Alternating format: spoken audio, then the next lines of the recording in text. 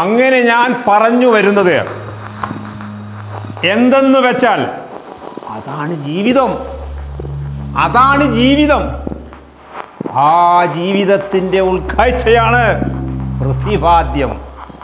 എന്താണ് ജീവിതത്തിൻ്റെ യാത്രയിൽ ജീവിതയാത്ര?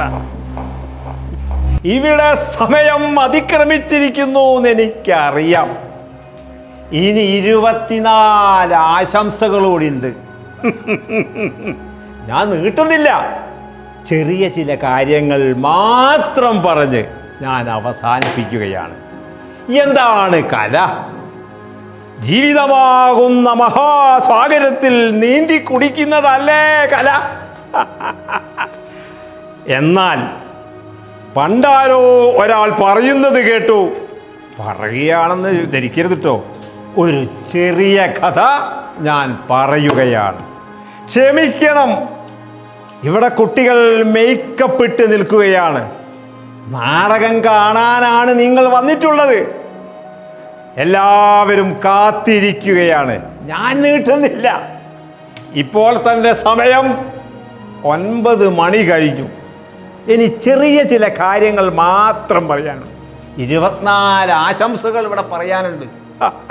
ഇതിനെന്താണ് വേണ്ടത്? വീക്ഷണം വേണ്ടേ? പറയാൻ ഒരുപാടുണ്ട്. അതല്ല, പണ്ട് പറയുന്ന ഒരു കാര്യമാണ്. ആരാണ് പറയാതിരിക്കുക?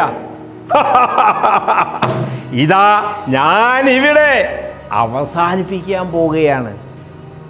ഇവിടെ ഞാൻ പറയാൻ ആഗ്രഹിക്കുന്നത് മണ്ടി നടക്കുകയാണ് ജീവിതം.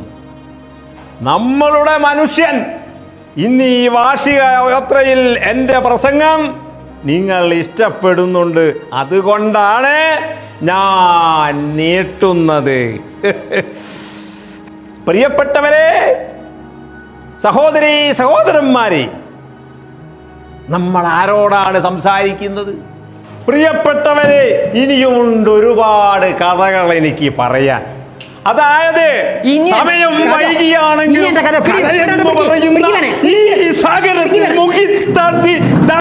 പ്രിയപ്പെട്ടവരെ, സമയപരിമിതി മൂലം 24 ആശംസകൾ നമ്മുടെ പരിപാടിക്ക് ശേഷം നടത്തപ്പെടുന്നതാണ്. ആരും പോകരുത്.